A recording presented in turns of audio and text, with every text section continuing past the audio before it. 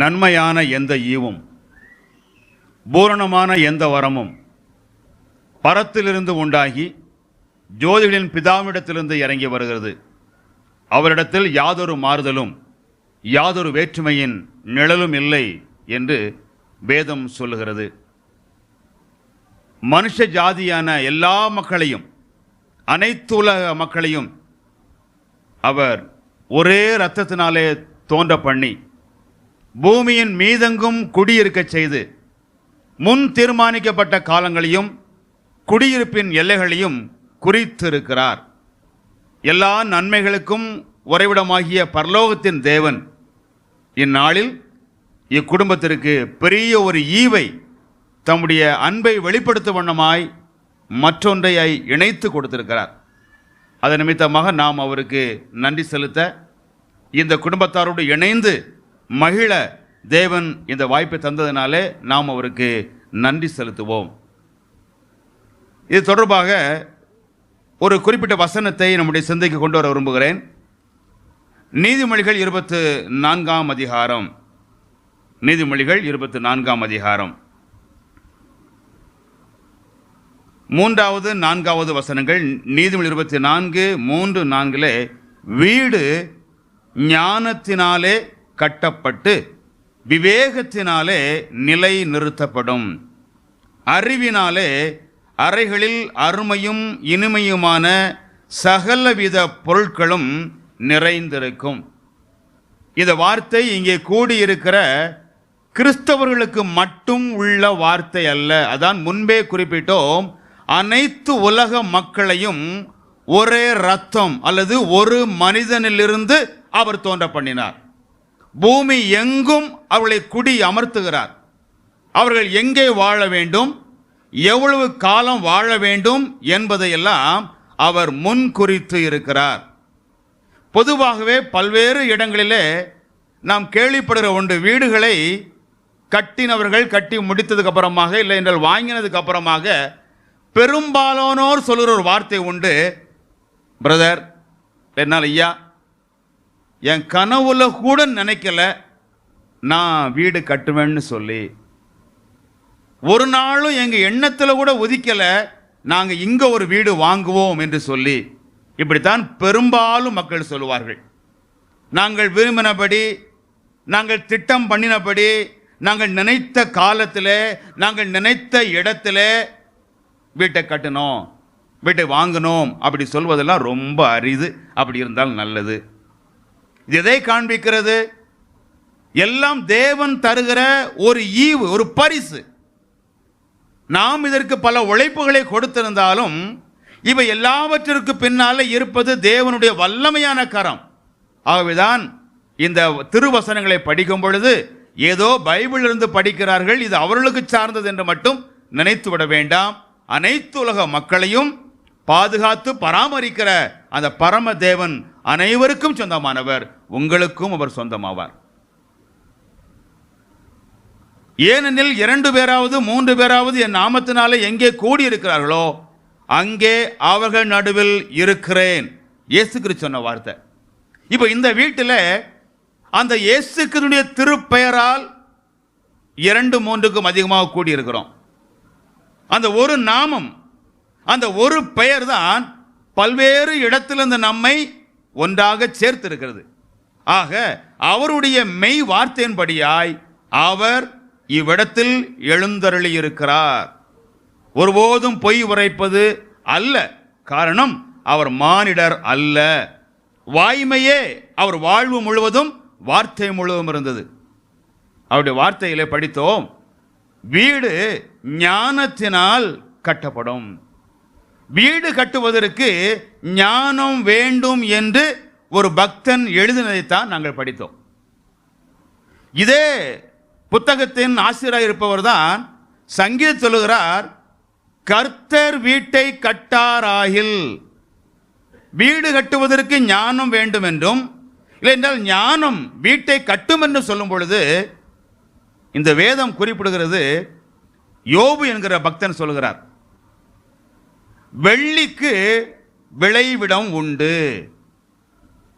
பொன்னுக்கு புடமிடும் ஓர் ஸ்தலம் உண்டு.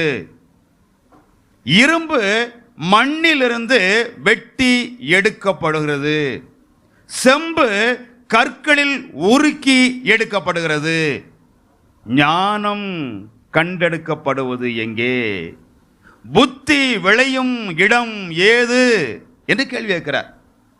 வெள்ளியை ஒரு இடத்திலே கண்டுபிடிக்கலாம், பொன்னை சுரங்கத்திலிருந்து வெட்டி எடுக்கலாம், இரும்பு செம்பு போன்ற பல்வேறு தாதுக்களை உலோகங்களை இடம் இருக்கிறதை கண்டுபிடித்து வெட்டி எடுக்கலாம். ஆனால் ஞானம் எங்கே கிடைக்கும்? புத்தி எங்கே கிடைக்கும்? இங்க படித்தோம், ஞானம், விவேகம், அறிவு எங்கே கிடைக்கும்? யோபு 28ஆம் அதிகாரம், யோபு புத்தகம் 28ஆம் அதிகாரத்தில் அவர் தான் இந்த கேள்வியை கேட்கிறாரு. கேள்வியை கேட்டு அதை கண்டுபிடித்த இடத்தையும் நமக்கு அவர் சொல்லிக் கொடுக்கிறாரு. 28ஆம் அதிகாரம் 28ஆம் வசனம், மனுஷனை நோக்கி, இதோ ஆண்டவருக்கு பயப்படுவதே ஞானம், பொல்லாப்பை விட்டு விலகுவதே புத்தி என்றார் என்று சொன்னான். ஆக ஞானம் ஆண்டவருக்கு பயப்படுவது. அநேகர் மனப்பாடமாக வைத்த வசனம்தான், கர்த்தருக்கு பயப்படுதலே ஞானத்தின் ஆரம்பம், கடவுள் அச்சமே அறிவின் தொடக்கம் என்று பொதுவாக சொல்வார்கள். அப்ப ஆண்டவருக்கு பயப்படுதல் ஞானம். சுருக்கமாக சொன்னால் அவரே ஞானம். பவுல் சொல்கிறார், தேவனுடைய ஐஸ்வர்யம், ஞானம், அறிவு, அவைகளின் ஆழம் எவ்வளவா இருக்கிறது. அவருடைய நியாய தீர்ப்புகள் அளவிடப்படாதவைகள், அவருடைய வழிகள் ஆராயப்படாதவைகள். ஆகவே ஞானம் உள்ளவர் தேவன். இந்த தேவன் வீட்டை கட்டுகிறார். அது மட்டுமல்ல, இந்த நாளை பொறுத்தமட்டில் தேவன் வீட்டை கட்டுகிறவர் மட்டுமல்ல, கட்டி கொடுக்கிறவர். வீட்டை கட்டுகிறார், கட்டி கொடுக்கிறார். அப்படித்தான் அருமையான சகோதரனுடைய குடும்பத்திற்கு தேவன் வீட்டை கட்ட வைத்து அந்த வீட்டை இவங்களுக்கு கொடுத்திருக்கிறாரு. அப்போ தேவன் வீட்டை கட்டுகிறவர். எங்கேயெல்லாம் நாம் வீடு என்று வேதத்திலே பார்க்கிறோமோ அங்கேயெல்லாம் பெரும்பாலாக குடும்பத்தோடு இணைத்து நாம் சிந்திக்க முடியும். தேவன் வீட்டை கட்டி தருகிறார் என்றால் குடும்பத்தையும் அவர் கட்டி தருகிறார். அவர் கட்டி தருகிற ஆண்டவர். நமக்கு தெரியும், தாவீதை ராஜாவாக தேவன் தெரிந்து கொண்டார். அப்போ ஒரு நாளிலே அவனுக்கு உள்ளத்திலே பேரு ஆவல், பெரிய ஒரு பாரம். நான் இப்படி கேதுரு மரத்தாலே செய்யப்பட்ட நல்ல ஒரு அரண்மனையிலே குடியிருக்கிறேன், கர்த்தருடைய பெட்டி திரைகளின் மறைவில் இருக்கிறது, கூடாரங்கள் இருக்கிறது, ஆகவே நான் ஆண்டவருக்கு ஒரு ஆலயம் கட்ட வேண்டும். அவரும் நாத்தான் என்ற தீர்க்கனை தேவன் அனுப்பி சொன்னார், உன் விருப்பம் நல்லதுதான், ஆனால் அந்த தாவீதுக்கு நான் வீட்டை கட்டி கொடுப்பேன். இந்த ஆண்டவர் வாங்குகிற ஆண்டவர் அல்ல. மனுமக்களை அச்சுறுத்தியோ மனுமக்களுக்கு பல்வேறு காரியங்களை சொல்லியோ அவர்கள் இடத்திலிருந்து பொருட்களை பெறுகிறவர் அல்ல, இவர் கொடுக்கிற ஆண்டவர். இன்றைக்கு உலகத்தில் பெருவாரியான மக்கள் ஏதாவது கர்த்தருக்கு கடவுளுக்கு படைத்து அவர் அருளை பெற வேண்டும் என்று ஓடிக்கொண்டிருக்கும் பொழுது, மெய்யான ஆண்டவர் மனிதர்களிடத்திலிருந்து பெறுகிற ஆண்டவர் அல்ல, மாறாக கொடுக்கிறவர், வீட்டை கட்டி கொடுக்கிறவர். அது மட்டுமல்ல, இன்னொரு சொல்லுகிறார், என் ஜனம் சமாதான தாபரங்களிலும் நிலையான வாசஸ்தலங்களிலும் அமைதியாய் தங்கும் இடங்களிலும் குடியிருக்கும். குடியிருப்புகளை ஏற்படுத்துவது மட்டுமல்ல, அந்த குடியிருப்புகளை அமரச் செய்கிறார், குடியிருக்க செய்கிறார். அவர் கொடுப்பது எல்லாமே அவருக்கு சொந்தமானதை, நம்மிலிருந்து எதையும் பெற்றுக்கொள்ளாமல் இலவசம். இப்போது கூட இலவசம் என்கிற வார்த்தையை நாம் உபயோகிப்பதற்கு சிரமமாகவே விலையில்லா என்கிற ஒரு பொருளை, அந்த வார்த்தையை நவீனமாக பயன்படுத்தி கொடுக்கிறோம். ஏனென்றால் இலவசம் என்பது அவ்வளவு துச்சமாய் போய்விட்டது. விலையில்லா பொருள், விலையில்லா பரிசு, எந்த விலையும் இல்லாமல் கிரயமும் இல்லாமல் சகல ஞானமும் பொருந்தின ஆண்டவர் கொடுக்கிறார். ஆகவேதான் தனக்கு பதில் கிடைக்கும்படி முந்தி அவருக்கு ஒன்றை கொடுத்தவன் யார்? எனக்கு பதில் கிடைச்சது, நான் கடவுளுக்கு இதை கொடுத்ததுனால எனக்கு இதை கொடுத்தாரு. நான் ஆண்டவனுக்கு இதை படைச்சேன், நான் படைச்சதுனால கடவுள் எனக்கு கொடுத்தார். அப்படி யாரும் சொல்ல முடியாது. அப்படி சொன்னால் அது அறியாமை. எனக்கு பதில் கிடைக்கும்படியாக நான் ஒன்று ஏற்கனவே கொடுத்து விட்டேன். கொடுத்ததை திரும்ப கேட்பதல்ல. காரணம், இல்லாதவைகளை இருக்கிறவர்களைப் போல இவர் அழைக்கிறவர். ஆகவேதான் இந்த பைபிள் ஆரம்பிக்கும் பொழுதே இப்படித்தான் ஆரம்பிக்கிறது. ஆதியிலே தேவன் வானத்தையும் பூமியையும் சிருஷ்டித்தார். அவர் முதலே படைப்பின் ஆண்டவர். மனிதர்கள் கூட படைப்பாற்றல், உருவாக்கும் திறன் என்றெல்லாம் இன்றைக்கு சொல்லப்படுகிறது. எவ்வளவுதான் படைப்பாற்றலும் உருவாக்கும் திறனும் மனுஷனுக்கு இருந்தாலும், அவன் படைக்கணும் என்று சொன்னால், உருவாக்க வேண்டும் என்று சொன்னால், ஏதோ ஒரு மூலப்பொருள் அவனுக்கு அவசியம். ஆடை வேண்டுமானால் பருத்தி வேண்டும், வீடு வேண்டுமானால் செங்கல் வேண்டும், சுகமாக வேண்டுமானால் மருந்து வேண்டும், சாதம் வேண்டுமானால் அரிசி வேண்டும். ஏதோ ஒன்றில் இருந்தான் மனிதன் படைப்பான். ஆனால் தேவனோ ஒன்றும் இல்லாமலிருந்து படைக்கிறவர். வேதம் அப்படித்தான் அறிமுகம் செய்கிறது. இவர் ஆதியிலே எல்லாவற்றையும் வார்த்தையினாலே படைத்தார். அதே தாவீதுக்கு மகன் பிறந்தான், தகப்பனுடைய விருப்பத்தை நிறைவேற்றினான், அந்த ஆலயத்துக்கு பிரதிஷ்டை நடந்தது. அப்போ சொன்னான், தேவன் வாக்கினால் சொன்னதை கரத்தினால் நிறைவேற்றினார். இந்த ஆண்டவர் வல்லமையான வார்த்தை சொல்கிறவர். உண்டாக கடவுது அப்படின்னு சொன்னா உண்டாயிரும். அப்படி வார்த்தைக்கு வல்லமை இருக்குது. இவருக்கு ஏதோ ஒன்று வேண்டும் என்று நினைக்க வேண்டாம்.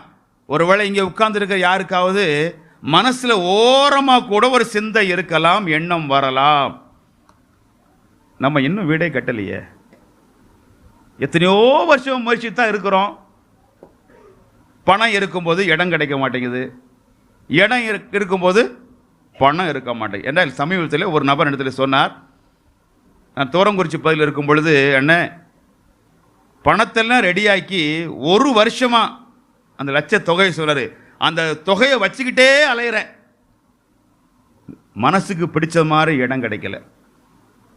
எத்தனையோ பேருக்கு பணம் இல்லை, ஆனால் இவர் கையில் பணம் இருக்குது, ஆனால் மனதுக்கு பிடித்த இடம் இல்லை.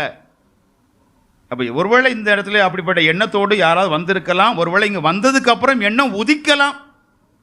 இன்னும் சில பேருக்கு இன்னும் கொஞ்சம் மாடலை மாற்றி போட்டுருந்துருக்கலாமோ, இன்னும் கொஞ்சம் பெருசாக கட்டி இருந்திருக்கலாமோ, இந்த ஏரியா விட்டு வேற ஏரியாவுக்கு போயிருந்திருக்கலாமோ. அதெல்லாம் நம்முடைய எண்ணங்கள்.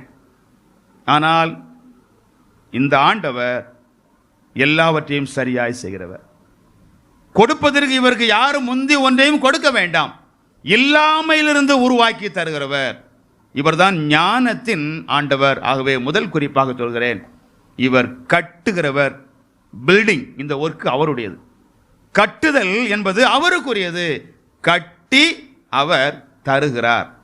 அந்த வசனத்திலே அடுத்த பகுதியை பார்ப்போம். நீதிமொழிகளிலே, நீதிமொழி புத்தகம் 24 அதில் படித்தோம் அல்லவா, வீடு 3 வசனம், வீடு ஞானத்தினாலே கட்டப்பட்டு விவேகத்தினாலே நிலை நிறுத்தப்படும். அப்படியானால் வீட்டை கட்டுதல் தேவனுடைய பங்கு. அவர்தான் கட்டுகிறார், அவர்தான் கட்டி தருகிறார். கட்டுவதோடு மட்டுமல்ல, கட்டின வீடு நிலைத்து நிற்கணும். கட்டின வீடு உறுதியாய் இருக்கணும். பார்ப்பதற்கு பகட்டாய் இருந்தால் மட்டும் காணாது, தோற்றத்திற்கு மேன்மையாய் இருந்தால் மட்டும் காணாது. ஒரு வீட்டினுடைய பெருமை அது ஓங்கி நிலைத்து நிற்பதில் இருக்கிறது. அப்ப வீட்டை நிலைத்து, எஸ்டாப்ளிஷிங், பில்டிங், அடுத்தது எஸ்டாப்ளிஷிங், அதை நிலைநிறுத்துவதும் அதை உறுதிப்பட வைப்பதுமே கர்த்தர் தான். பொதுவாக ஒரு கட்டிடத்தை எடுத்துக்கொண்டால் அந்த கட்டிடம் உறுதியாக இருக்க வேண்டுமானால் கண்ணுக்கு தெரியாத அஸ்திபாரம் ஆழமாக இருக்கணும். நம்ம எல்லாருமே தரைக்கு மேலே உள்ள சுவரையும் கட்டிடத்தையும் பார்க்கிறோம். அந்த கட்டிடம் எல்லா தட்பவெட்ப நிலையிலும் எல்லா காலங்களிலும் நிலைத்து நிற்க வேண்டுமானால் கண்ணுக்கு புலப்படாத ஒரு அஸ்திபாரம் இருக்கணும். அந்த அஸ்திபாரம் போலியாய் இருக்கக்கூடாது. அந்த அஸ்திபாரம் பலவீனமாய் இருக்கக்கூடாது. நல்ல அஸ்திபாரம் இருந்தால்தான் இந்த கட்டிடம் நிலைத்து நிற்க முடியும். அப்படி நிலைத்து நிற்க பண்ணுகிறவரும் ஆண்டவர் தான். நம்முடைய திறமையினாலே நிலைத்து நிற்பது கிடையாது. எப்படிப்பட்ட நபரையும் எப்படிப்பட்ட வீடையும் அவர் நிலைத்து நிற்க பண்ணுவார். நமக்கு அந்த பொறுப்பை கொடுத்திருக்காரு. மத்தேயு எழுதின சுவிசேஷம், மத்தேயு சுவிசேஷத்தில் ஆண்டவராய் இயேசு கிறிஸ்து தம்முடைய மலை சொற்பொழிவில் பல்வேறு பேருண்மைகளை மக்களுக்கு எடுத்து உரைத்தார். நிறைவாக அவர் இப்படி குறிப்பிடுகிறார். மத்தேயு சுவிசேஷம் 7வது அதிகாரம் 24வது வசனம், ஆகையால் நான் சொல்லிய இந்த வார்த்தைகளை கேட்டு இவைகளின்படி செய்கிறவன் எவனோ. நீண்ட ஒரு அறிவுரைகளை சத்தியங்களை சொன்னதுக்கு அப்புறமாக எந்த நபரின் பெயரையும் அவர் குறிப்பிடல. இன்ன தேசத்துக்காரனாக இருக்கணும், இந்த மதத்தை, இந்த குலத்தை, இந்த மொழியை சொல்லல. நான் சொல்லுகிற இந்த வார்த்தையை கேட்டு அவைகளின்படி செய்கிறவன் எவனோ. அப்படித்தான் யோவான்ல படிக்கிறோம், தேவன் தம்முடைய ஒரே பேரான குமாரனை விசுவாசிக்கிறவன் எவனோ. நீங்க யாரான இருக்கலாம். இதே இயேசு கிறிஸ்துவை இழித்தும் பழித்தும் பேசினவராக கூட இருக்கலாம். கிறிஸ்தவத்தை துச்சமாக நினைத்தவராக கூட இருக்கலாம். ஆனால் யாராக இருந்தாலும் அரவணைக்கிறவர் தான் இந்த ஆண்டவராய் இயேசு கிறிஸ்து. நாங்க எல்லாருமே இதிலேயே ஊறி போய் வளர்ந்தவங்கலாம் கிடையாது. எங்களுடைய பகுதியை குறித்து நான் சுருக்கமாய் சொல்லணும்னா, பிணி போக்கும் மருத்துவத்திலும் மடமை நீக்கும் கல்வியிலும் பல்லாண்டுகளாக அயராது உழைத்து பாமரனையும் படியேறச் செய்து பரவசத்திற்குள் ஆக்கி எண்ணற்றோர் உள்ளத்திலே நீங்கா இடம் பெற்றவர்கள் கிறிஸ்தவ மிஷினரிகள். இன்றைக்கு தவறாக பறைசாற்றப்படுகிறது.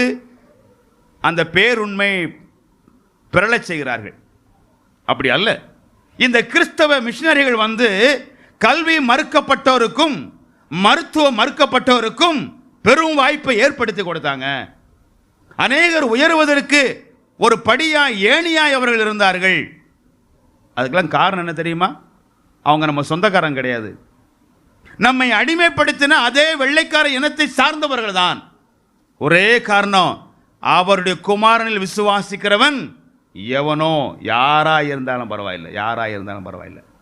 அந்த அன்பினால் தான் பல்வேறு சேவைகளை செய்தாங்க. மனக்கண்ணை திறந்தார்கள். ஒரு மனிதன் தன் உள்ளத்தால், முழு உள்ளத்தால் படைத்த கடவுளில் அன்பாய் இருக்கணும். தன்னில் அன்பாய் இருப்பது போல பிறனிலும் அன்பாய் இருக்க வேண்டும். இந்த இரட்டைக்குழல் துப்பாக்கி போன்ற இந்த கொள்கையே முக்கியமாய் வலியுறுத்தி வாழ்ந்து சாதித்தவர்கள் அந்த கிருஷ்ண மிஷனரிகள். அதன் மூலம்தான் ஆப்பிரிக்கா போன்ற பல்வேறு நாடுகளிலே எவனோ, யாரா, ஆப்பிரிக்கராய் இருந்தாலும் பரவாயில்லை, அமெரிக்கராய் இருந்தாலும் பரவாயில்ல, யாராய் இருந்தாலும் பரவாயில்லை, அவன் கெட்டு போகக்கூடாது. இங்க இடத்துல நான் சொன்ன இந்த வார்த்தையை கேட்டு அதன்படி செய்கிறவன் எவனோ. அடுத்து சொல்கிறார், எவனோ அவனை கண்மலையின் மேல் தன் வீட்டை கட்டின புத்தியுள்ள மனுஷனுக்கு ஒப்பிடுவேன். வீடு நிலைத்து நிற்க வேண்டுமானால் அஸ்திபாரம் உறுதியாயிருக்கணும்.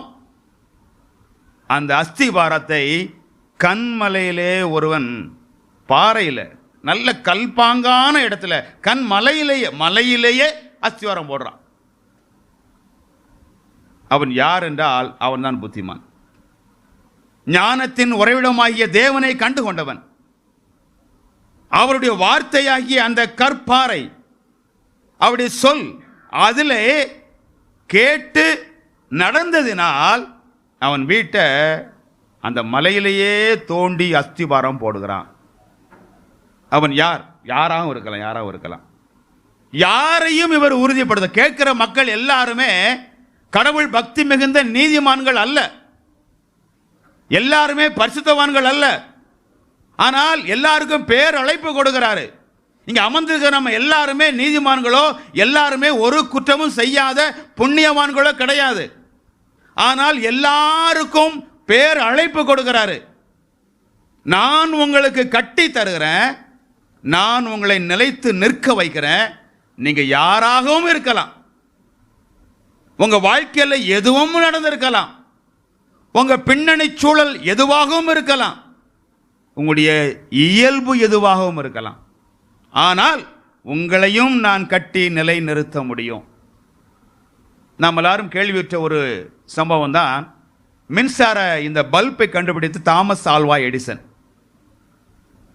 பல்வேறு முயற்சி, ரொம்ப முயற்சி எடுத்தார், பல ஆராய்ச்சி இதெல்லாம் அவர் செய்து பல முறை அது தோல்வி அடைஞ்சிருச்சு. கடைசியா ஒரு முடிவுக்கு வந்து அதை கண்டுபிடிச்சு வெற்றி கண்டார். அப்ப இதெல்லாம் தன்னுடைய சக விஞ்ஞானிகளுக்கும் நண்பர்களுக்கும் முன்னால இதையெல்லாம் செய்து காண்பிக்கணும் அப்படின்னு சொல்லி ஒரு நாள் குறித்து எல்லாரையும் வர வச்சாராம். ஒரு அரங்கம் முழுவதும் மக்கள் நிற்கிறாங்க, விஞ்ஞானிகள், சக விஞ்ஞானிகள். எல்லாருக்கும் ஆச்சரியம், எப்படி இதை கண்டுபிடிச்சான், இது எப்படி எரியும், எப்படி? எல்லாரும் ஆச்சரியமா பார்க்குறாங்க. முதல்ல உருவாக்கப்பட்ட இந்த பல்பு மிகப்பெரிய அளவில் இருந்ததாம். எல்லாரும் வந்து உட்கார்ந்த உடனே இவருக்கு உதவியாளராக இருந்த அந்த நபரை கூப்பிட்டு, நீ போய் அந்த பல்பை எடுத்துட்டு வாயா அப்படின்னு சொன்னார்.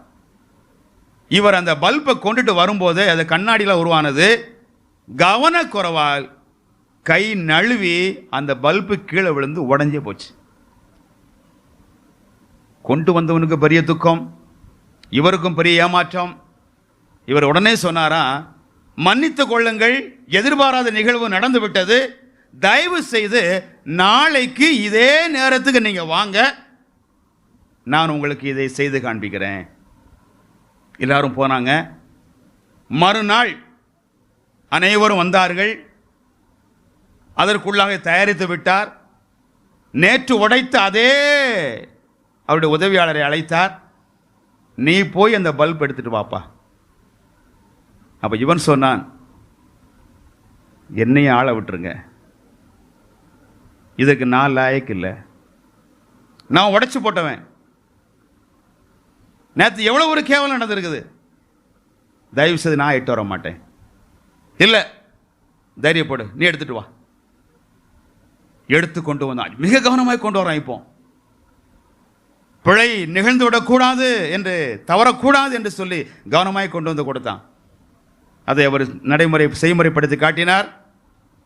எல்லாரும் பாராட்டினாங்க.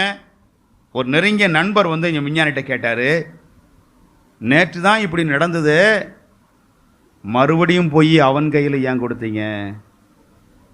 திரும்ப உங்களுக்கு வேற ஆள் கிடைக்கலையா? அவங்ககிட்டே கொடுக்கணுமா? அப்போ இவர் சொன்னார், இங்கே பாருங்க, நான் இது ஆராய்ச்சியெல்லாம் முடிச்சிட்டேன், நினைத்தா 24 மணி நேரத்துக்குள்ள மற்றொரு பல்பை என்னால் உருவாக்க முடியும். ஆனால் இவன் உள்ளம் உடைந்து நொறுங்கி போனால் எத்தனை ஆண்டுகளானாலும் அவனை திரும்ப கட்ட முடியாது. ஆகவே தான் கொடுத்தேன். நம் அனைவருடைய வாழ்க்கை அப்படிப்பட்ட வாழ்க்கை தான். நினைத்தால் தூக்கி எறிந்துவிட்டு தேவன் எத்தனையோ மேன்மக்களை பயன்படுத்தியிருக்க முடியும். சகோதரரே, உங்கள் அழைப்பை பாருங்க. ஞானிகளை வெட்கப்படுத்தும்படிக்கு பைத்தியமானவைகள், பலம் உள்ளவைகளை வெட்கப்படுத்தும்படிக்கு பலவீனமானவைகள். ஆச்சரியமா இருக்குல்ல? எவனோ யாரா இருந்தாலும் ஒரு நிபந்தனை கொடுக்கிறார், என் வார்த்தையை கேட்டு அதன்படி செய்கிறவன் கண்மலையில் அஸ்திபாரத்தை போட்டு வீட்டை கட்டினவனை போல இருப்பான். தேவன் ஒருபோதும் யாரையும் முகஸ்துதி செய்து இயேசு கிறிஸ்து பேசினது கிடையாது. யாருக்கும் அஞ்சி வார்த்தையை சுருக்கினதும் இல்லை. என்றால் தன்னிலே குற்றமில்லை என்று சமுதாயத்திலே எதிர்த்த மக்கள் மத்தியிலே மார்புயர்த்தி நெஞ்சார சொன்னவர் அல்லவா, சவால் விடுத்தவர். என்னிலே குற்றம் உண்டு என்று உங்களை யார் சொல்லக்கூடும்? ஆக யாரையும் அவ பிரியப்படுத்தணும், முகஸ்து செய்யணும் அவசியமே இல்லை. யாருக்கும் பயப்பட வேண்டும் சொன்னார். நான் போய் சொன்னதாக அந்த நரிக்கு சொல்லுங்க. ஏறோ சொல்லிவிட்டாரு, இன்னைக்கும் நாளைக்கும் நான் ஊழியம் செய்யணும், பிசாசை துரத்தணும், வியாதிஸ்தரை சுகப்படுத்தணும். இந்த எல்லைக்குள்ள ஒரு தீர்க்கதரிசியும் கொல்லப்படுவதில்லை, நான் சொன்னதாக நரிக்கு சொல்லுங்க. எல்லாவற்றையும் அவ்வளவு வெளிப்படையாக சவாலாக பேசின இயேசு கிறிஸ்து இந்த இடத்துல சொன்னாரு, தெளிவாய் சொல்றாரு, நிலைத்து நிற்க வேண்டுமானால் என் சொல்லின்படி செய்யணும். இன்னைக்கு பல விளம்பரங்களை நம்ம பார்த்துருப்போம். இந்த விளம்பரங்கள் எல்லாம் கவர்ச்சிகரமாக மேலே இருக்கும், கண்ணுக்கு கூட தெரியாம பைனாகுலர் வச்சு, இன்னொரு மைக்ரோஸ்கோப் இதை வச்சு படிக்க மாதிரி எழுத்து போட்டிருப்பாங்க, நிபந்தனைகளுக்கு உட்பட்டது. பல வருஷத்துக்கு முன்னாலே எங்கள் பகுதியில் ஒருவர், அங்கே ஸ்டேட் பேங்க் ஆஃப் இந்தியாவில் பல வருஷம் சொல்லுது, 1 லட்சம் ரூபா மாருதி கார் கொடுக்குறாங்க. 1 லட்சம் ரூபா, மாதம் 5000 ரூபா தான் டியூ. இவருக்கு 5000, அப்போ 5000த்துக்கு கார் கிடைக்குதா? 1 லட்ச ரூபா கார் கிடைக்குதா? பயங்கரமாக போய் நெருங்கி போய் பார்த்தா கீழே கண்டிஷன் போட்டிருக்குது, 1 லட்சம் மட்டும்தான் லோனு, மிச்சத்தை கையிலேருந்து கேட்டுங்க. இப்போ நம்ம செல்போன் எடுத்து பார்த்தா இந்த ரம்மி விளையாட்டு என்னமோ வருது, நீங்கள் விளையாடுங்க, மெதுவாக சொல்லுவாங்க, இது பழக்கத்தை ஏற்படுத்தலாம். ஏன் அதை முதல்ல சொன்னான்னு? பெரிய கவர்ச்சிகரத்தை எல்லாம் விளம்பரம் பண்ணிட்டு உள்ள ஒரு சின்ன நிபந்தனை கொடுப்பாங்க, இது முடிச்சாதான்.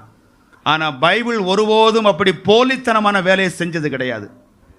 இயேசு கிறிஸ்து ஒருபோதும் அப்படி ரகசியமான காரியங்களை செய்ததல்ல, எல்லாம் வெட்ட வெளிச்சமாய் பேசினார். இன்றைக்கும் இந்த இல்லத்திற்கு வருகை ஏற்று வந்திருக்கிற எங்கள் அன்புக்குரியோரே, நம் அனைவரும் சமம் தான். நம் அனைவரும் சமம். நம்மில் ஒவ்வொருவருக்கும் தேவன் இந்த நல் வாய்ப்பை தருகிறாரு. யாரா எவனா இருந்தாலும் எவளா இருந்தாலும் நிபந்தனை நிலைத்து அசையாமல் உறுதியாக இருக்க செய்வார்.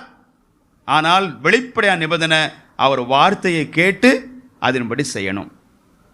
அடுத்து சொல்கிறாரு, பெருமழை சொரிந்து பெரு வெள்ளம் வந்து, எவ்வளவு வார்த்தை அவர் பயன்படுத்துறார். மழைன்னு சொல்லியிருக்கலாம், பெருமழை, வெள்ளம் என்று சொல்லியிருக்கலாம், பெருவெள்ளம். அப்படியானால் அதனுடைய அளவை பெரிதாக்கி காட்டுகிறார். பெருமழையும் வரலாம், பெருவெள்ளமும் வரலாம், காற்று அடித்து அந்த வீட்டின் மேல் மோதியும் அது விழவில்லை. கர்த்தருடைய வார்த்தையை கேட்டதுனால, இயேசு கிறிஸ்துவை உள்ளத்தில் ஏற்றுக்கொண்டு ஒரு சபையில் போய் சேர்ந்ததுனால வாழ்க்கையில் கஷ்டமே வராது. ஆண்டவர் உங்களை வாளாக்காமல் தலையாத்தான் வச்சிருப்பாரு.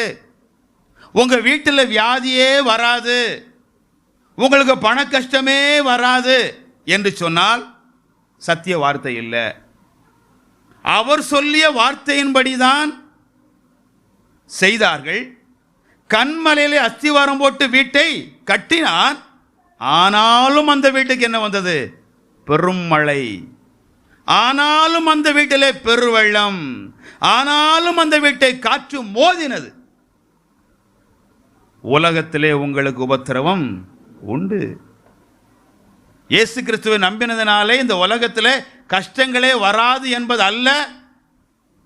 பச்சை மரத்திற்கு இந்த பாடு, ஆனால் பட்ட மரத்திற்கு என்ன செய்ய மாட்டாங்க?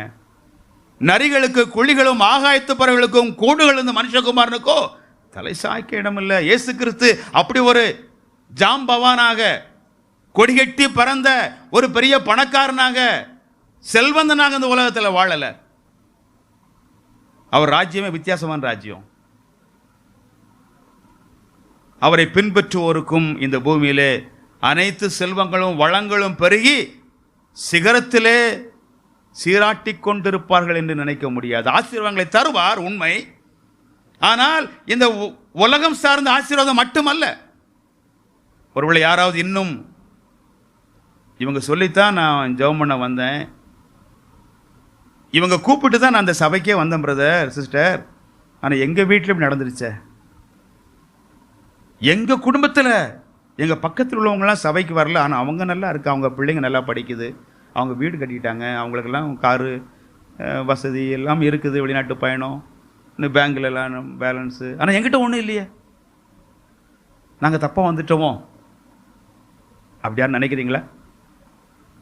இல்லை இல்லை. பெருமழை வரலாம், பெருவெள்ளம் வரலாம், கொடுங்காற்று வரலாம், மோதினது அது மோதும் மோதும். அடுத்து படிக்கிறோம், அது மோதினது அது விழவில்லை, ஏனென்றால் அது கண்மலையின் மேல் அஸ்திவாரம் போடப்பட்டிருந்தது. விழாதுக்கு காரணம், ஒரே காரணம், அஸ்திவாரம் கண்மலையில் இருந்தது. கிறிஸ்துவாகிய கண்மலையின் மேல் அஸ்திவாரம் போட்டோடு வார்த்தையை கை கொண்டு வாழுகிற பிள்ளைகளுக்கு என்ன வந்தாலும் என்ன வந்தாலும், அதான் யோபு பக்தன் சொன்னான், கர்த்தர் கொடுத்தார், கர்த்தர் எடுத்தார், கர்த்தர் நாமத்திற்கு ஸ்தோத்திரம் ஸ்தோத்திரம். என்ன வந்தாலும் இவருடைய கைவிட மாட்டார். மூன்றாவது குறிப்பு நிறைவு செய்கிறேன். நீதிமொழிகள் 24ஆம் அதிகாரம். முதல்ல படித்தோம், வீடு ஞானத்தினாலே கட்டப்படுகிறது. கர்த்தர் வீட்டை கட்டி தருகிறார். அப்படிதான் காலேப் ஒரு குடும்பத்தாருக்கு தேவன் கட்டி கொடுத்தார், ஞானத்தின் தேவன். அடுத்து விவேகத்தினால் நிலை நிறுத்தப்படும். விவேகத்தினாலே, அது அந்த ஆண்டவரால் தான் இந்த வீடு நிலை நிறுத்தப்படுகிறது. காரணம், இவருடைய அஸ்திபாரம் மனிதனில் அல்ல, இவங்க அஸ்திபாரம் அரசியல் கட்சியில் இல்லை, இவங்க அஸ்திபாரம் ஏதோ ஒரு கோட்பாட்டிலும் தத்துவத்திலும் இல்லை. இவங்க அஸ்திபாரம் எங்கே இருக்குது? இயேசு கிறிஸ்துவில் அஸ்திபாரம் போட்டிருக்கிறாங்க. இவங்க குடும்பத்திற்கும் மழை வந்திருக்கும், மழை வரலாம். இவங்க குடும்பத்திற்கும் வெள்ளம் வந்திருக்கலாம், இல்லை வெள்ளம் வரலாம். இவங்கள் குடும்பத்திற்கும் காற்று மோதி இருக்கலாம், இல்லை என்றால் மோதலாம், இனிமேல் எனக்கு தெரியாது. ஆனால் ஒன்று உறுதி, விழமாட்டாங்க விழமாட்டாங்க. நீதிமான் 7 தடவை விழுந்தாலும் எழுந்து நிற்பான். காரணம், நிலைநிறுத்துவது கர்த்தர், கட்டி தருகிறவர். பில்டிங் அவர் ஒர்க்கு, எஸ்டாப்ளிஷிங்கும் அவர் ஒர்க்கு தான். நீ நிறைவு குறிப்பை சொல்லி நான் நிறுத்துகிறேன். 4ஆம் வசனம், அறிவினாலே அறைகளில் அருமையும் இனிமையுமான சகலவித பொருட்களும் நிறைந்தது. வீடு கட்டப்படணும், கட்டின வீடு நிலைச்சு நிற்கணும். அடுத்து அந்த வீடு காலியாக இருக்கக்கூடாது. தேவன் வீட்டை கட்டியும் தருவார், நிலைத்தும் நிற்க பண்ணுவார், அடுத்து நிறைச்சும் தருவார், நிறைப்பார். அவர் நிறைக்கிற ஆண்டவர். நமக்கு தெரிந்த மனப்பாடமாக தெரிந்த வசனம் தான் சங்கீதம் 107வது சங்கீதத்தில் 8வது வசனம். 107ஆம் சங்கீதம் 8வது வசனம், தவனமுள்ள ஆத்துமாவை கர்த்தர் திருப்தியாக்கி பசியுள்ள ஆத்துமாவை நன்மையால் நிரப்புகிறார். கட்டித்தருவர் மட்டுமல்ல, நிலைத்து நிற்க செய்கிறவர் மட்டுமல்ல, நன்மையால் நிரப்புகிற ஆண்டவர். நன்மையினால் அவர் நிரப்புவார். அவர் தீமையை பார்க்கக்கூடாத சுத்த கண்ணர். தம்மை நம்புகிற பிள்ளைகளுக்கு நன்மை. ஆகவேதான் சங்கீத நன்மையும் கிருபையும் என் ஜீவனுள்ள நாளெல்லாம் என்னை பின்தொடரும். காரணம், கர்த்தர் எனது மேய்ப்பர், நான் அவரை பின்பற்றி போகிறேன், நன்மையும் கிருபையும் எனக்கு பின்னால் வரும், எனக்கு பின்னால் வரும். அவர் நன்மையினாலே நிறைக்கிறார். ஒரே ஒரு நிகழ்வோடு நாம் இந்த 3வது குறிப்பை அப்போஸ்தலர் 14ஆம் அதிகாரத்தை பார்த்து நிறைவு செய்வோம். நிரப்புகிற கர்த்தர் எப்படி நிரப்புறார் பாருங்க. 14ஆம் அதிகாரம், அப்போஸ்தலர் 14ஆம் அதிகாரம் 17வது வசனம். அப்போஸ்தலர் 14:17, அவர் நன்மை செய்து வந்து வானத்திலிருந்து மழைகளையும் செழிப்புள்ள காலங்களையும் நமக்கு தந்து ஆகாரத்தினாலும் சந்தோஷத்தினாலும் நம்முடைய இருதயங்களை நிரப்பி இவ்விதமாய் அவர் தம்மை குறித்து சாட்சி விளங்க பண்ணாதிருந்ததில்லை என்றார்கள். நன்மையினாலே இருதயத்தை நிரப்புகிற, வீட்டை நிறைக்கிற ஆண்டவர் நிரப்புவார். அருமையான பொருட்களாலே, அரிதான பொக்கிஷங்களாலே வீட்டை அவர் நிரப்புகிறார். வீடு மட்டுமல்ல, உள்ளங்களை சந்தோஷமாய் நிரப்புகிறார். இன்னைக்கு அநேக உள்ளங்கள் சந்தோஷத்திற்காக ஏங்குகிறது, மகிழ்ச்சிக்காக அநேக உள்ளங்கள் ஏங்குகிறது. மகிழ்ச்சியாக இருக்க வேண்டும் என்று பல்வேறு காரியங்களை கொண்டு வந்தாங்க. இன்னைக்கு அதுவே அவங்களுக்கு தொல்லை ஆயிடுச்சு. இப்போ இங்கே கிட்டத்தட்ட 50 வயசுக்கு மேல் உள்ளவங்களுக்கு தெரியும், கம்ப்யூட்டர் முதல்ல வந்த உடனே எல்லாரும் பெருமையாக சொன்னது என்ன? கம்ப்யூட்டர் முதல் கண்டுபிடிச்ச உடனே வேலை சீக்கிரம் முடிச்சிடலாம். 10 மணி நேரம் செய்கிற வேலையை 15 நிமிஷத்தில் முடிச்சிடலாம். அது உண்மைதானே? ஆனாலும் வேலையை கம்ப்யூட்டர் சீக்கிரம் முடிச்சிருச்சு, ஆனால் மனுஷன் கம்ப்யூட்டர் விட்டு போக முடியல. நேரத்தை மிச்சப்படுத்தணும்னு தான் கம்ப்யூட்டரை கொண்டு வந்தான். நேராக போய் பேச முடியாது, கேபிள் கூட கஷ்டமாக இருந்தால் செல்ஃபோனை கொண்டு வந்தாங்க. இதனால சுருக்கிடலாம், ஆனால் அதுலேருந்து வெளியே வர முடியலையே. நேரத்தை மிச்சப்படுத்துறது உண்மை, ஆனால் இப்போ நேரமெல்லாம் அது கொண்டு போயிருதே. அநேக மக்கள் விமோசனம் கிடைக்கும் என்று நம்பி, எங்க கருமங்கள் தொலையணும், என் பிள்ளைகள் நல்லா இருக்கணும், என் குடும்பம் சிறந்து விளங்கணும்னு சொல்லி எங்கேயோ போய்கிட்டு இருக்கிறாங்க. மனசு காலியா இருக்கு. சந்தோஷத்தை நிரப்பணும், சந்தோஷம் கிடைக்குமா, அடிமைப்பட்டு இருக்கிறாங்க. எதையும் செய்வதற்கு தயார், எங்கேயும் போக தயார், எந்த கோலமும் எடுக்க தயார். எதற்கு தெரியுமா? மனசை சந்தோஷத்தாலே நிரப்புவதற்கு. நிரப்புவது யாரு? எரேமியா 23ஆம் அதிகாரம் 24ஆம் வசனத்தின் கடைசி பதிலே, நான் வானத்தையும் பூமியையும் நிரப்புகிற அல்லவோ என்று கர்த்தர் சொல்கிறார். அவர் தான் வானத்தையும் பூமியும் நிரப்புகிறவர். அவரை விட்டு வேற எங்க ஓடினாலும் இருதயம் சந்தோஷத்தை நிரப்பப்பட முடியாது. சந்தோஷத்தாலே அவர் இருதயங்களை நிரப்புகிறார். இந்த பின்னணியே என்றால், 2 தேவனுடைய மனிதர்கள் போய் கர்த்தராகிய இயேசுவுக்கு நற்செய்தி அறிவிக்கும் பொழுது, பிறந்ததிலிருந்து ஒருவன் நடவாமல் இருந்தான். பிறந்திலிருந்து நடக்கவே இல்லை, 2 காலும் விளங்காமல் இருந்தது. இவங்க சொன்ன இறை வார்த்தைகளை உற்று கவனித்துக் கொண்டிருந்தான். அவருடைய வார்த்தையினாலே, கடவுளுடைய பலத்தினாலே நடக்காத மனிதன் நடந்தான். நடக்க வச்சாங்க, கர்த்தர் நடக்க வச்சாரு. இதை பார்த்து கொண்டே பக்கத்தில் ஒரு வழிபாட்டு தலம், அந்த வழிபாட்டு தலத்தில் இருந்த பூஜாரிகள் மாலைகளை கொண்டு வந்தாங்க, காளைகளை கொண்டு வந்தாங்க. தேவர்கள் இறங்கி வந்து மனித ரூபத்தில் இறங்கி வந்திருக்காங்கன்னு சொல்லி அவங்களுக்கு பலி செலுத்த போனாங்க. அப்போ அவங்க தடுத்து நிறுத்தினாங்க. எங்களுக்கு பலி செலுத்தாதீங்க, எங்களுக்கு பலி, நாங்கள் மனுஷங்கள் தான். இந்த மனிதனை நடக்க பண்ணினது யார் தெரியுமா? எல்லா மக்களுக்கும் மனதிலே சந்தோஷத்தை கொடுக்கிற இவர் தான் தேவன். ஆகவே நீங்கள் வீணான அவைகளை விட்டு இந்த தேவனண்டை திரும்புங்க. இன்றைக்கு அவர் நிரப்புவர். ஒருவேளை யாராவது இந்த கூடுகையில் உள்ளத்திலே பயங்கரமான கவலை, பிள்ளைகளுடைய எதிர்காலத்தை பற்றின கவலை, உடல் நலத்தை குறித்த கவலை, பணம் சார்ந்த பல்வேறு கவலை இருக்கும்போது இன்னொரு பெரிய கவலை இருக்கும். என்ன தெரியுமா? நம்முடைய ஆத்ம வாழ்வை குறித்த கவலை. அது இருக்கணும், அது வெற்றிடமாக இருக்குமானால் வீணான காரியங்களை விட்டு அவரண்டை திரும்புதல். அவர் யாரையுமே இதை கொண்டுட்டு வாங்கன்னு சொல்லலை. நீ எல்லாம் நல்லபடியாக திருந்தி என்கிட்ட வான்னு அவர் யாரையுமே சொல்லலை. வருத்தப்பட்டு பாரம் சுமக்கிறவர்களே நீங்கள் எல்லாரும், யாருக்கெல்லாம் மன பாரம் இருக்கிறதோ, யாரெல்லாம் பாரம் சுமந்து தவித்து கொண்டு இருக்கிறீர்களோ, நீங்கள் எல்லாரும் என்கிட்ட வாங்க. நீங்கள் செய்ய வேண்டிய அதே ஒன்று தான், திரும்புங்கள். மதம் மாற வேண்டாம், மனம் மாறுங்க. இவ்வளோ காலம் கஷ்டப்பட்டீங்க, என்னெல்லாமோ கொடுத்தீங்க, எங்கெல்லாமோ போனீங்க, எதுவெல்லாமோ செஞ்சீங்க, ஆனால் மனசு இன்னும் சந்தோஷம் நிரப்பப்படலையே. காரணம் தெரியுமா? நிரப்புகிறவர் அவர் தான். 2 சக்கர வாகனம் 4 சக்கர வாகனத்திற்கு பெட்ரோல் ஃபில்லப் பண்ணால் பெட்ரோல் ஃபியூல் ஸ்டேஷனுக்கு தான் போகணும். ரேஷன் கடையில் போய் பெட்ரோல் போட முடியாது, சூப்பர் மார்க்கெட்டில் போய் டீசல் போட முடியாது. இன்னைக்கு நிறையா மக்கள் வண்டிக்கு டீசல் போட சூப்பர் மார்க்கெட்டு போடுறாங்க. காய்கறி மார்க்கெட்டுக்கு, ஃப்ரூட் மார்க்கெட்டுக்கு, மீன் மார்க்கெட்டுக்கு நிச்சயம் நடக்காது. அந்த ஃபியூல் ஸ்டேஷனுக்கு தான் வரணும். நிரப்புகிறவர் அவர். அதுக்கு நம்ம என்ன செய்யணும்? என்ன கொடுக்கணும்? அந்த ஜீவனுள்ள தேவனை நம்முடைய உள்ளத்தில் ஏற்றுக்கொள்ள மனம் திரும்புதல். அப்படி திரும்பும்போது நிச்சயமாய் பாவங்களை மன்னிப்பதற்காகத்தான், இதெல்லாம் செய்வதற்காகத்தான் இயேசு கிறிஸ்துவா. எப்படி திரும்புவது? அவர் எங்க இருக்கிறாரு, எங்க போவது? கவலைப்பட வேண்டாம்.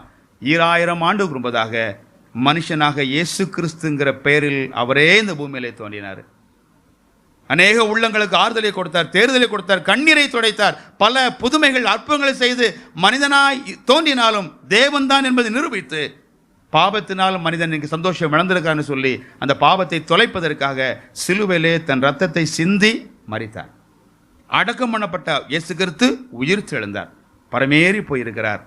தம்மை நம்புகிற பிள்ளைகளுக்கு, காலேபுக்கு இந்த வீட்டை கொடுத்தது போல தம்மை நம்புகிற அனைத்து மக்களுக்கும் தேவன் பரலோகத்திலே ஒரு நிரந்தரமான வீட்டை ஆயத்தம் செய்து கொண்டிருக்கிறார். சீக்கிரமாய் வந்து தம்மை நம்புகிற பிள்ளைகளை அங்கு கொண்டு போய் சேர்க்க போகிறாரு. அந்த இயேசு கிறிஸ்துவை நம்புவதன் மூலமாக கட்டி கொடுக்கிற, நிலை நிறுத்துகிற, நிரப்புகிற தேவனை சொந்தமாக்கி கொள்ள முடியும். நம்ம நல்ல செயலினாலோ எதனாலும் அல்ல. ஆகவே உங்களுடைய உள்ளங்களிலே ஆண்டவர் பேசுவாரானால், இந்த இயேசு கிறிஸ்து நானே வழியும் நானே சத்தியும் ஜீவனுமாய் இருக்கிறேன், யாரையும் வெறுப்பதில்லை, யாராயிருந்தாலும் பரவாயில்லை, கட்டி கொடுப்பாரு, வாழ்க்கையை கட்டி கொடுப்பாரு, நிலைச்சு நிற்க வைப்பாரு, நன்மையால் நிரப்புவார். அவர் திரும்ப வரும் பொழுது அழைத்து சென்று அந்த இடத்துல தங்க வைப்பார். அந்த பெரும் பாக்கியத்தை பெற்றுக்கொள்ளாத அனைவரும் பெற்றுக்கொள்வதற்கு இவ்வேளையில் தேவன் உதவி செய்வாராக. பரிசுத்த ஆவியானவர் அதற்கு கிரியை செய்வாராக. அழைப்பு கொடுத்த இந்த வீட்டாருக்கும், அவருடைய குடும்ப அங்கிள் அவர்களுக்கும், இன்னும் அனைத்து இந்த குடும்ப சார்ந்த அனைவருக்கும் என்னுடைய அன்பையும் கிறிஸ்துவுக்குள்ளான என்னுடைய பணிவான வணக்கத்தையும் தெரிவித்துக் கொள்கிறேன். தேவனுடைய பிரசன்னம் இந்த வீட்டிலே தங்கி இருக்கட்டும். இந்த வீட்டிலே இந்த ஆண்டவருடைய பாதுகாப்பும், இதன் மூலமாய் அவருடைய நாம மகிமைக்கான செயல்களும் வருங்கள் நிறைந்து விளங்க தேவன் தம்மை கிருபை செய்வாராக. ஆமென்.